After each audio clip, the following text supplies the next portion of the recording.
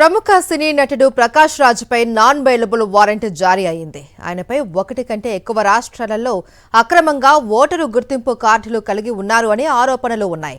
కర్ణాటక, తమిళనాడు, తెలంగాణ, ఆంధ్రప్రదేశ్ రాష్ట్రాలలో ఓటరు గుర్తింపు కార్డులు కలిగి ఉండటంతో బెంగళూరు 48వ ఏసీజేఎం కోర్టు ఆయనపై నాన్ బెయిలబుల్ వారెంట్ జారీ చేసింది. ఇక ఈ వ్యవహారంపై దిలీప్ కుమార్ అనే న్యాయవాది ఫిర్యాదు మేరకు తొలుత బెంగళూరు హలసూరు గేట్ పోలీస్ స్టేషన్లో 2019లో కేసు నమోదైంది.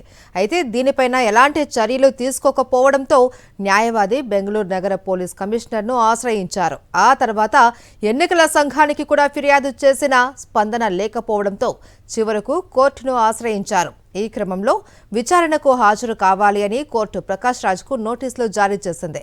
అయితే పలుమార్లు నోటీసులు ఇచ్చినా విచారణకు రాకపోవడంతో నాన్ బెయిలబుల్ వారెంట్ జారీ చేసింది.